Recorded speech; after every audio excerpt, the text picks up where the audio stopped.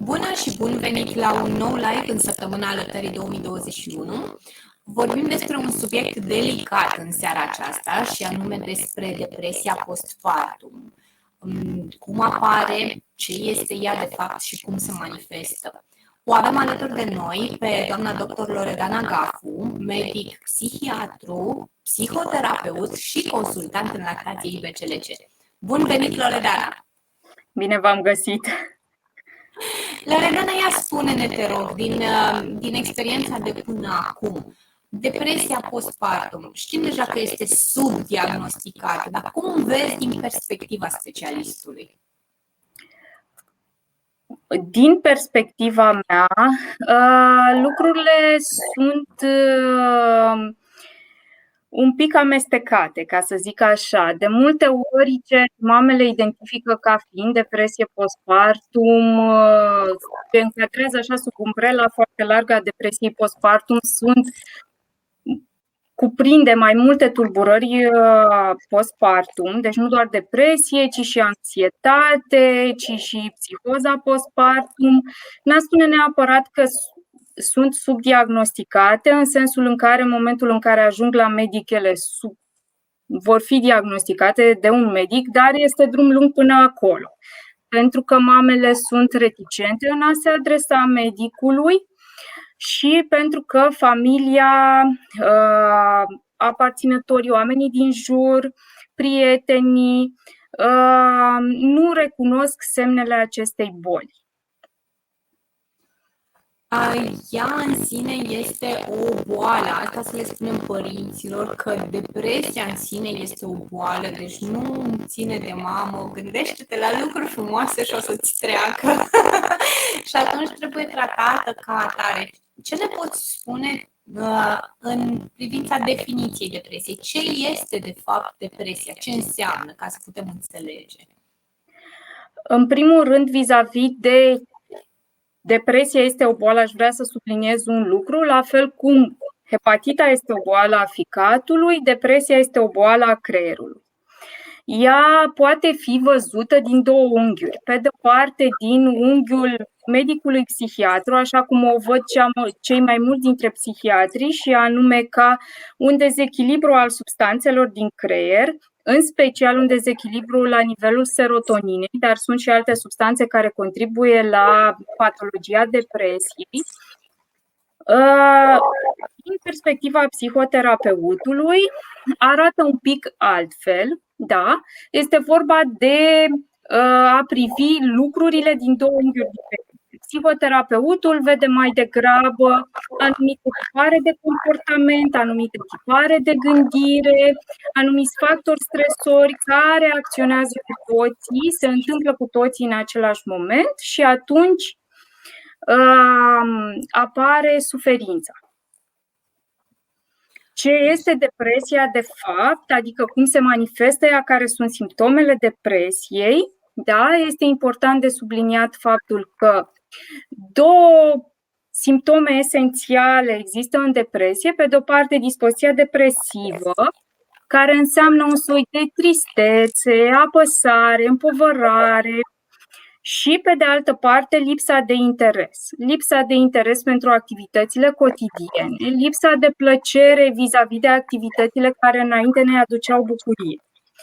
Ca să punem diagnosticul de depresie, clinicienii avem nevoie să fie ori dispoziție depresivă și sau această lipsă de interes. Da? Pe lângă asta mai sunt și alte simptome, cum ar fi, de exemplu, insomnie sau hipersomnie, adică prea mult sau prea puțin somn, creșterea apetitului alimentar sau scăderea apetitului alimentar, lipsă de energie, scăderea capacității de concentrare și de aici pot să fie și simptome ceva mai ușor de identificat pentru oamenii,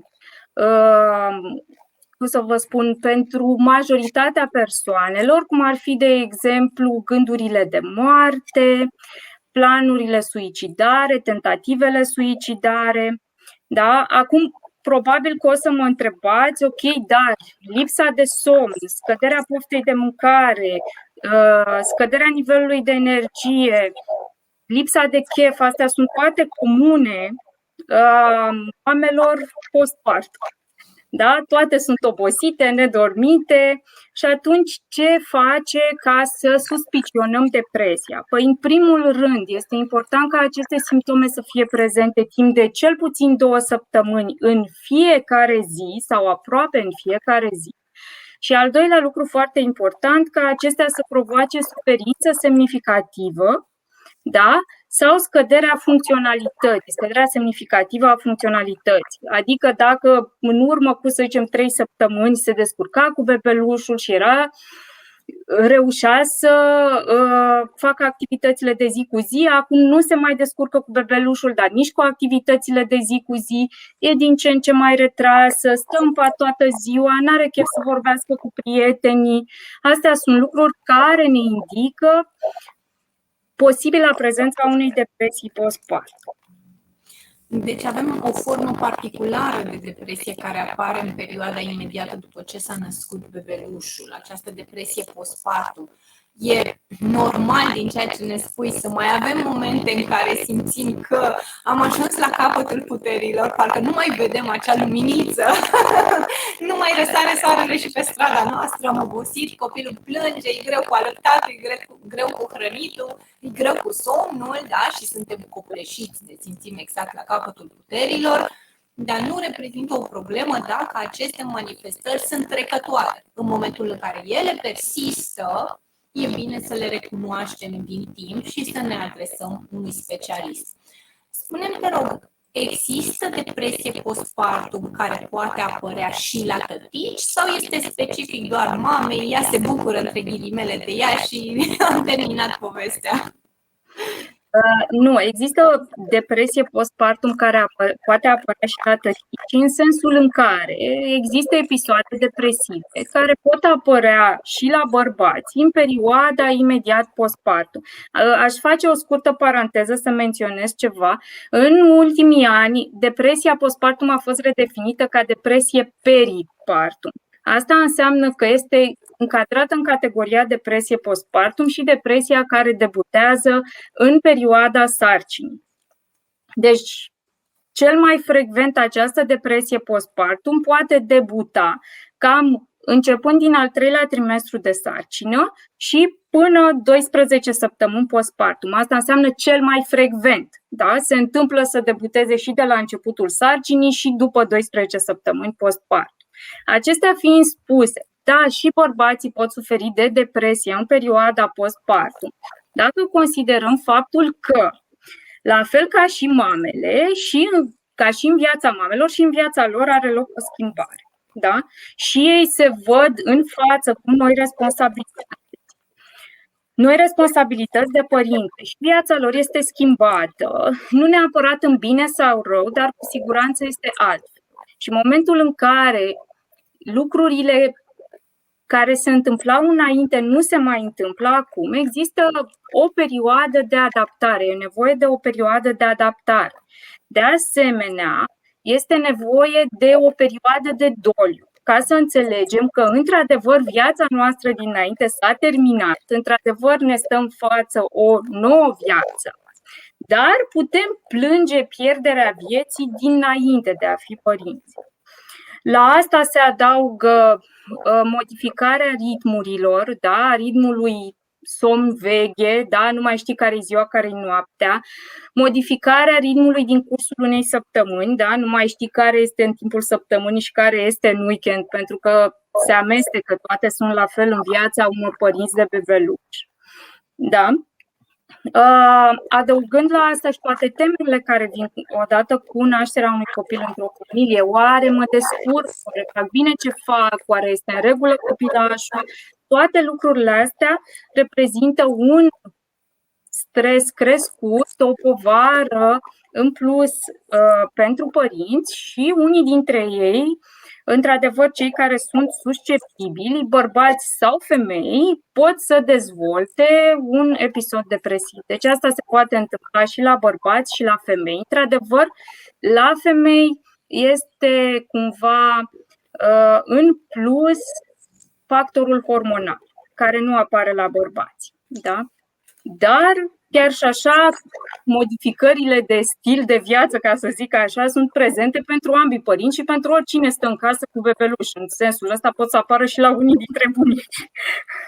Exact, uite, aici ai pus punctul pe ei și chiar voiam să te întreb.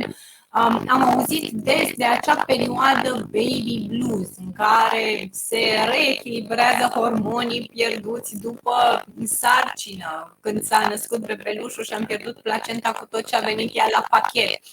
Cum facem diferența între acea perioadă perfect normală cu variațiile hormonale specifice imediat după naștere și instalarea unei depresii? Adică, practic, ce criterii de diferențiere am avea? Ca persoane în familie, specialistul, bineînțeles că o să le remarce mult mai devreme. Ca persoane în familie putem observa în primul rând că perioada de baby blues este marcată de un soi de neliniște pe care o resimt mamele, tații, bunicii, persoanele care se află în procesul ăsta de a crește bebelușul. Da? Starea asta de neliniște este datorată creșterii anxietății de fond. Da? Practic, în momentul în care gândiți-vă că cumva viața noastră este așa ca o bărcuță care merge pe apă, în momentul în care vine un val, bărcuța se duce în sus și în jos, da? Și în momentul ăla și noi resimțim aceste schimbări. Așa se întâmplă și în baby blues. La un moment dat, bărcuța se așează. Da? După 2-3 săptămâni, baby blues dispare de obicei. Ce înseamnă baby blues? De cele mai multe ori înseamnă plâns. Un soi de labilitate emoțională, mama plânge mai ușor, poate să fie un pic mai iritabilă, un pic mai nervoasă, un pic mai temătoare. Lucrurile astea dispar după 2-3 săptămâni, lucru care nu se întâmplă în depresie. Da? Apariția baby blues, de exemplu, nu are legătură cu antecedentele mamei. Adică nu este legat de faptul că mama a avut sau nu a avut depresie înainte, da, la o altă sarcină sau nelegat de sarcină. Nu este legat de faptul că mama are sau nu are rude care au suferit de depresie. Deci lucrurile astea nu au nicio legătură cu baby blues. Da?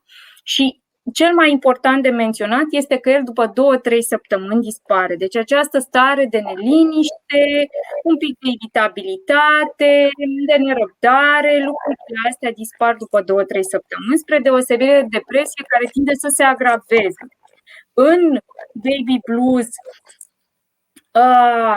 lucrurile se așează, pe când în depresie cumva se afundă persoana și se retrage din ce în ce mai tare. Se observă o retragere a persoanei către interior. Deci, dacă imediat după ce s-a născut bebelușul, noi ca mame suntem copleșite de toate emoțiile pe care le simțim și acu râdem, acu plângem, nu ne mai recunoaștem, ne supărăm pe toată lumea din jur, e perfect normal dacă vedem că ne simțim din ce în ce mai bine. Dacă vedem că ne simțim din ce în ce mai rău, atunci un semnal de alarmă și trebuie să cerem sfatul unui specialist, nu? Da. Spune-mi, te rog, la ce specialist apelăm? Pentru că tot acest subiect al depresiei încă este văzut ca un tabu la noi în țară. Mama care este depresivă încă poate fi stigmatizată, să-i spună chiar rude, prieteni, cunoștințe: zâmbește și tu mai mult, hai că o să-ți treacă, gândește-te la lucruri bune și o să fie bine. Și dacă spune, știi, eu nu mă simt foarte bine, m-aș duce la un medic psihiatru, spre exemplu, apare, bineînțeles, caracteristica foarte des folosită: ai înnebunit. Ia spune-ne, din prisma specialistului, unde merge mama și care este diferența, să eliminăm acest stigmat al depresiei? În primul rând, aș vrea să subliniez că în psihiatrie cuvântul nebun este tabu.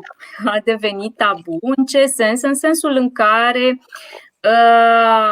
chiar cuvântul ne descrie ceva nepotrivit, nebun, adică ceva care nu este bun. Da? Nu este potrivit să numim o persoană să etichetăm o persoană în felul acesta, da, este eventual o persoană suferindă care suferă de o boală sau o persoană cu o dezvoltare atipică. Da? Există dezvoltări tipice, există dezvoltări atipice. Acum, la ce fel de specialiști pot apela părinții? În primul rând, aș vrea să subliniez că în sănătatea mentală așa este o echipă foarte mare de foarte mulți specialiști, în care fac parte, pe lângă medicii psihiatri, psihologi, psihoterapeuți și medicul de familie și asistenții sociale, o echipă așa foarte largă. Primul căruia te adresezi în momentul în care ai astfel de probleme sau primii pot să fie medicul psihiatru, fie psihoterapeut. Da? Medicul psihiatru a terminat facultatea de medicină. El poate pune diagnosticul de depresie și poate recomanda un tratament medicamentos de cele mai multe ori, dar poate recomanda, de exemplu, și psihoterapie. Psihoterapeutul, la rândul lui, poate pune diagnosticul de depresie, da? Și poate recomanda ca persoana să facă psihoterapie, pe care o face chiar acolo în cabinet, sau să consulte un medic psihiatru care urmează să prescrie un tratament medicamentos. Psihoterapeutul este fie un psiholog care a făcut o formare în psihoterapie, fie un medic care a făcut o formare în psihoterapie. Nu neapărat un medic psihiatru, poate să fie orice fel de medic care a făcut o formare în psihoterapie. Diagnosticul de depresie mai poate fi pus și de către psihologi clinicieni, da? Și aceștia pot să recomande mai departe psihoterapie sau pot să recomande un consult psihiatric sau o intervenție psihiatrică. Cam aceștia sunt specialiștii la care putem apela în primă fază. Evident că în zonele în care accesul nu este chiar așa de bun, da, către psihoterapeuți, către psihiatri, pacienții pot apela în primul rând la medicul de familie. Da? Acesta poate da în continuare o recomandare către un medic psihiatru care să facă evaluare, să pună un diagnostic, dacă e cazul de pus un diagnostic, da, să facă niște recomandări. Există situații în care și asistentul social poate observa niște lucruri și să recomande și el intervenția unui psihiatru eventual sau unui terapeut. Deci sunt mulți specialiști care sunt acolo și care pot îndruma mama. Și în momentul în care mama decide că este momentul să apeleze la un specialist, da? Se ia în calcul și considerentul financiar, se gândește, ok, dacă îmi spun că trebuie să fac psihoterapie, eu nu-mi permit să fac nu știu cât timp psihoterapie, ajută discuțiile cu persoanele apropiate sau pot face mai mult rău nefiind specialiști care o pot ghida pe mamă în soluționarea problemelor? Discuțiile cu persoanele apropiate se întâmplă chiar dacă recomandăm sau nu recomandăm noi. Ele se întâmplă oricum. N-aș putea să spun că sunt sau nu recomandate, aș putea să spun totuși că nu recomand mamelor sau oricărei persoane să întreprindă o acțiune de consiliere sau psihoterapie cu o persoană care nu este formată în acest sens. Da? Sunt mulți oameni care se văd ei așa pe ei cumva vindecători, da? Și poate că au și o înclinație în acest sens, dar sunt multe capcane pe care specialiștii le știu și sunt antrenați să le evite. Da? Este multă grijă când vine vorba de o persoană care suferă de orice boală mentală. Da?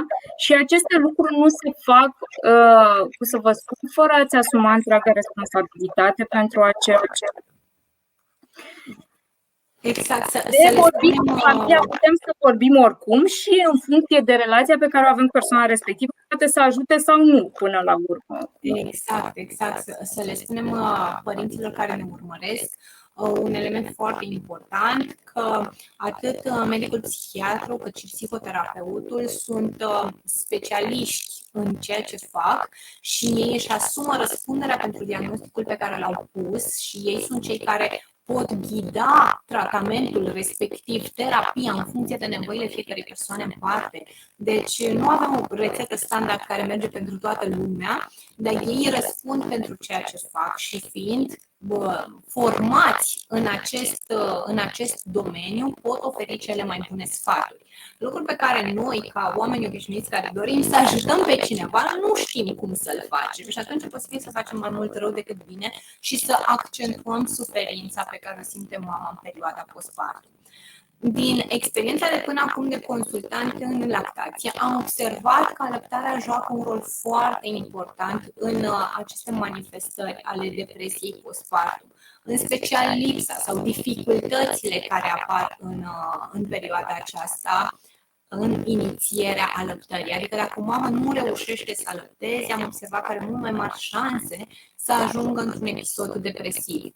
Nefiind specialist, nu știu dacă chiar face acel episod de depresie postpartum, însă se vede că o afectează foarte mult acest lucru. Ce ne poți spune?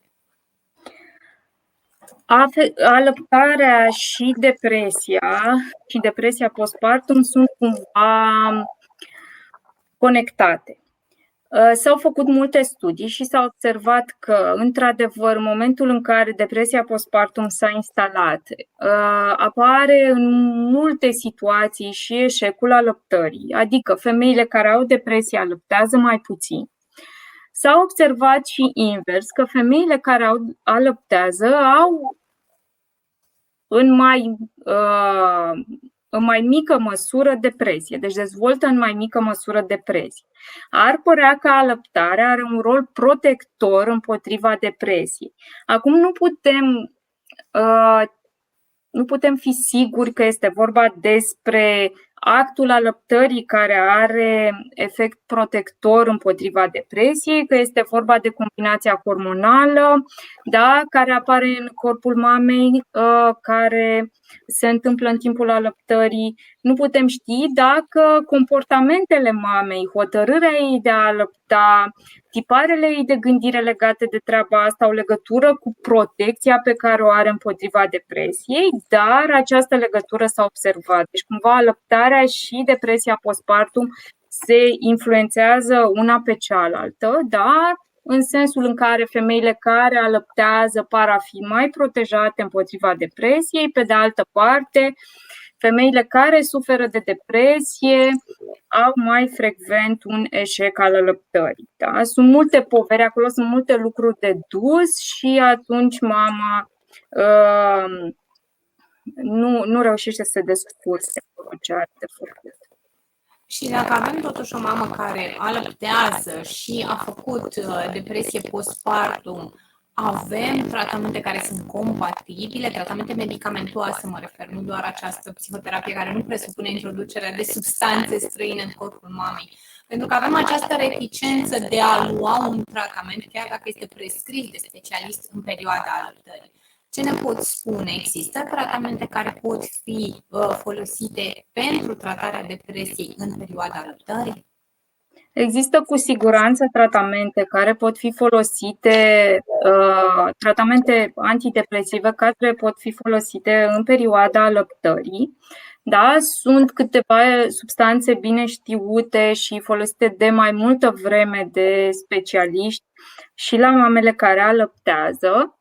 Problema apare în momentul în care, și apare întotdeauna în psihiatrie, așa, în momentul în care este nevoie să combinăm mai multă medicație, de mai multe feluri. Da? Și asta se întâmplă cu cât severitatea episodului depresiv este mai mare și aici, într-adevăr, se poate întâmpla ca o anume combinație de medicație să nu fie compatibilă cu alăptarea. Totuși, până acolo este un drum lung, da? În sensul în care avem disponibile, deci avem la îndemână medicație pentru a trata și anxietatea, pentru a trata și depresia și avem medicație și pentru a trata psihozele ușoare. și că tot am ajuns la psihoze. Aș vrea așa să vorbesc 2 minute despre ele și să vă spun despre ce înseamnă o psihoză postpartum și care sunt semnele unei astfel de afecțiuni. Acum, ar fi important să vă spun așa câteva lucruri despre această psihoză postpartum, pentru că riscul ca mama care suferă de psihoză să-și facă ei rău sau să-i facă copilului ei rău sau cuiva din familie rău este foarte mare. Psihoza postpartum poate avea la început semne subtile. De exemplu, o mamă mai suspicioasă.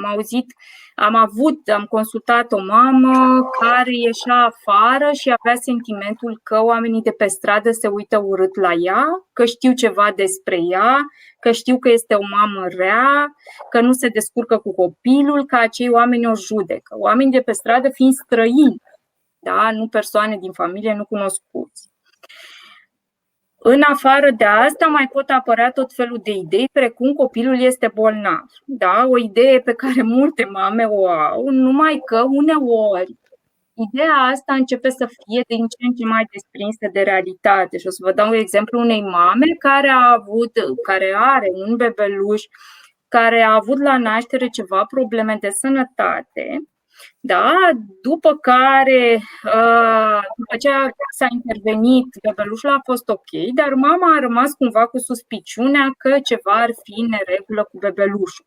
Și atunci tot mergea la medic să găsească problema bebelușului. Când am întrebat, ok, dar cum stau lucrurile pentru tine? Tu ești convinsă că bebelușul are ceva sau e așa mai degrabă o suspiciune sau o temere? Și mama mi-a spus atunci, nu, este o convingere, eu sunt convinsă că e ceva în neregulă cu copilul meu. Da? Și atunci e clar că se impune un consult psihiatric. Deci pornind de la aceste semne subtile la lucruri care nu mai sunt așa de subtile, deja devin idei bizare, precum copilul meu a fost înlocuit cu un altul sau copilul meu este mort, el nu trăiește, ăsta este un robot. Sau mă urmărește cineva, mi-au fost puse microfoane sau eu sunt vinovată de moartea cuiva din familie, da? O persoană cu care clar mama noastră nu a avut nicio legătură.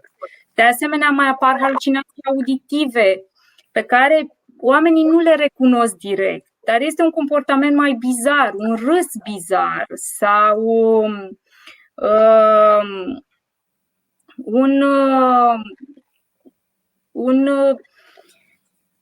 mișcări prin casă care sunt ieșite din comun, da? Se duce ceva de pe masă, îl duce la loc, se mai duce încă o dată, se mai întoarce, vorbește singură prin casă ca și cum ar vorbi cu cineva, da? Lucruri de genul ăsta ridică un semnal de alarmă, da? Și este importantă intervenția, e important consultul la psihiatrie.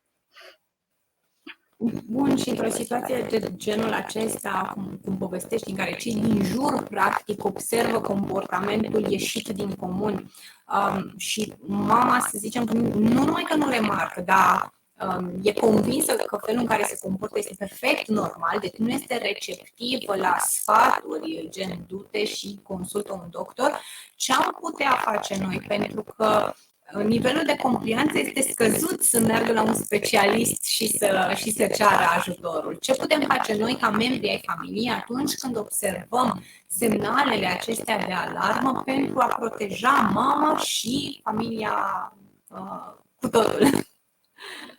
În momentul în care observăm asemenea lucruri, primul pas ar fi să încercăm să convingem persoana respectivă măcar să meargă la un consult. Da? Că merge într-un cabinet, că merge în camera de gardă a unui spital de psihiatrie, important este să meargă la un consult. Dacă persoana nu poate fi convinsă și lucrurile cumva devin, comportamentul ăsta devine foarte bizar, poate fi chemată ambulanță. Pentru că și cei de la ambulanță observă acest comportament bizar și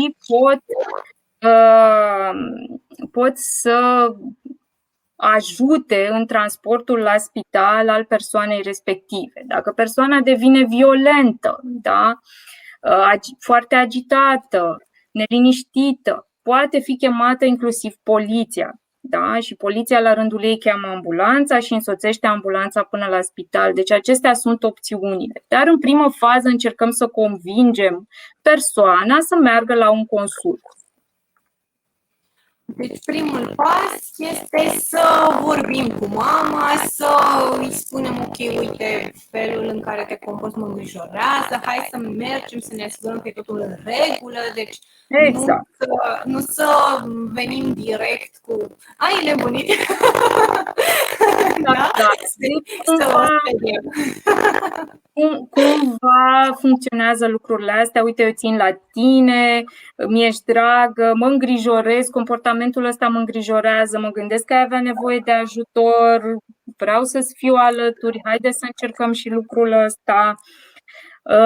Multe dintre persoanele care suferă de depresie sunt nu neapărat receptive, dar nu se opun mersului la medic, adică nu se opun neapărat, pentru că sunt niște persoane destul de retrase, cuprinse sentimente de vinovăție, de inutilitate și atunci nu vor să-i supere, să-i deranjeze pe ceilalți. Atâta timp cât ei observă că persoana s-a retras, că este din ce în ce mai puțin comunicativă, pot interveni în felul ăsta să încerce să-i sugereze un consult.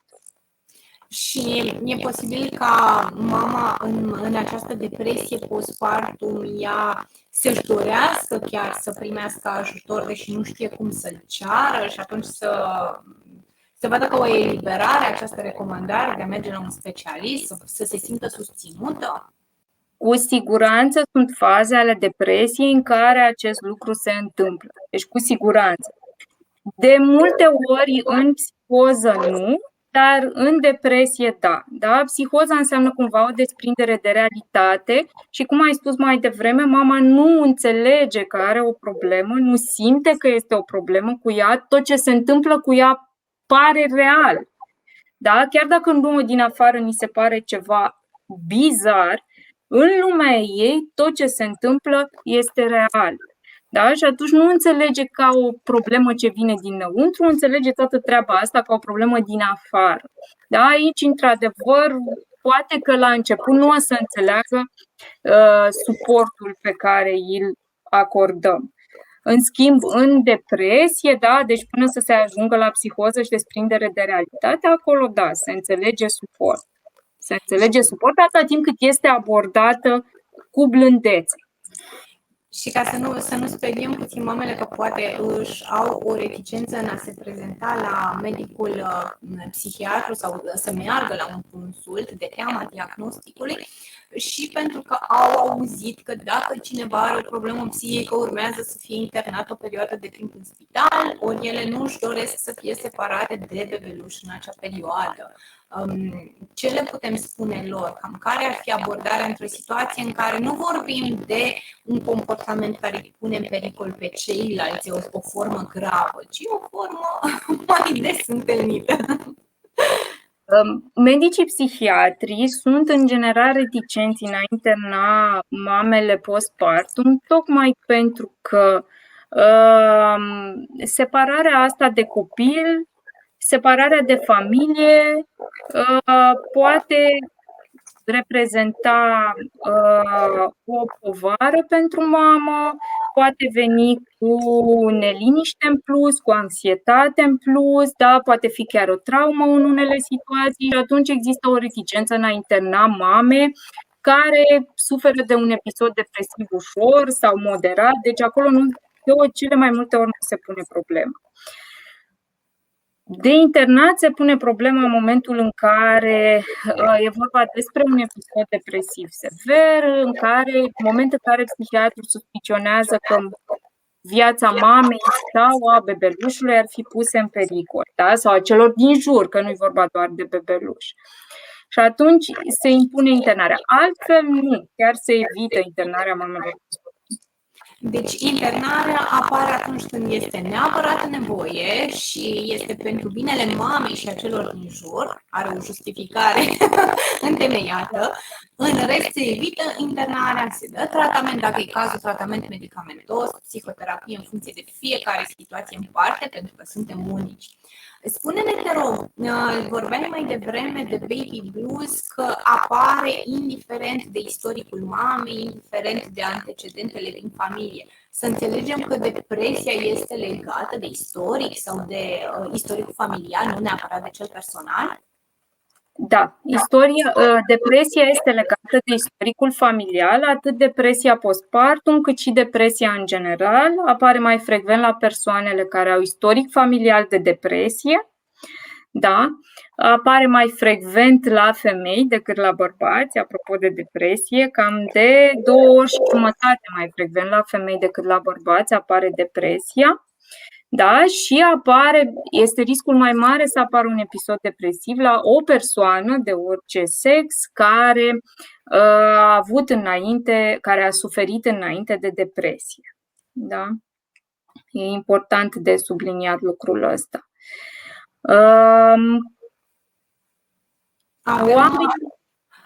Scuză-mă că te-am întrebat, avem acea situație în care dacă mama după o sarcină a trecut printr-un episod depresiv, înseamnă că obligatoriu o să treacă și în următoarele sarcini sau o să fie mai rău sau o să fie mai bine? Cum ne înțelegem cu depresia postpartum în viitoarele sarcini? Riscul este să facă depresie postpartum și în viitoarele sarcini, cam de 50%. Deci dacă a făcut o dată, riscul este să facă și a doua oară. În privința dacă mai rău sau mai bine, persoanele care suferă de depresie în momentul în care se află într-un episod depresiv au sentimentul că acela este cel mai rău episod depresiv de până acum. Deci acela e sentimentul subiectiv. Așa că nu putem cumva cuantifica lucrurile pentru ei. Nu poți să-i spui unei femei, da, o să fie mai bine sau o să fie mai rău. Da? Sentimentul subiectiv este că e rău, că nu mă simt bine. Ăsta este sentimentul subiectiv pe care îl au persoanele când se află într-un episod depresiv. Ce putem totuși să facem este, dacă știm că mama a suferit în antecedente de depresie postpartum, să facem un pic de profilaxie, da? Pentru a doua sarcină sau a treia sau a câta sarcină o să fie. Da? Profilaxia însemnând controale mai frecvente la psihiatru și psihoterapeut, da? Ședințe mai frecvente de terapie ca să poată să discute și să rezolve pe măsură ce apar diversele probleme de viață, diversele împovărări și neliniști. Da? Și ca să observăm semnele de depresie din vreme, din timp și să putem să intervenim cu tratament de oricare fel, da? Inclusiv medicamentos. Și atunci putem să prevenim instalarea unui episod depresiv soto, ca să zic așa, adică în toată splendoarea lui, între ghilimele. Deci, practic, ce ne transmiți este că dacă am avut un episod depresiv după o sarcină, să ținem cont că e foarte posibil ca el să reapară la o sarcină ulterioară și să luăm lucrurile din timp, să nu așteptăm să se instaleze acea depresie, ci să acționăm preventiv. Minunat! Am depășit timpul alocat. Spune-ne pe scurt ce sfaturi ai avea pentru părinți.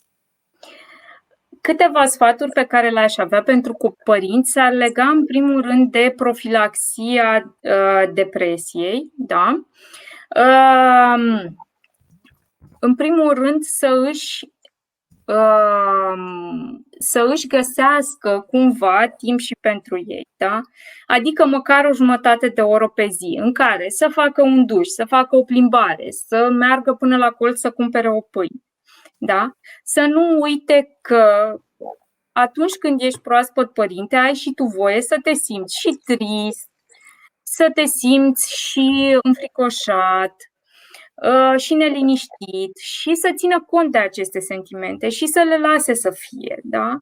E important să simțim lucrurile prin care trăim. E important să luăm act de impulsurile noastre, de emoțiile noastre, de sentimentele noastre, să vedem ce putem să facem cu ele. Da? Iarăși este important să fim un pic atenți la ritmuri și ritmicități. Da? Ok, când se naște un bebeluș, este un haos total în viața noastră, dar ne putem cumva, să zicem, seta artificial niște ritmuri, adică o masă pe zi pe care chiar să o mâncăm stând la masă, așezat, da? Și care să dureze cel puțin 10 minute.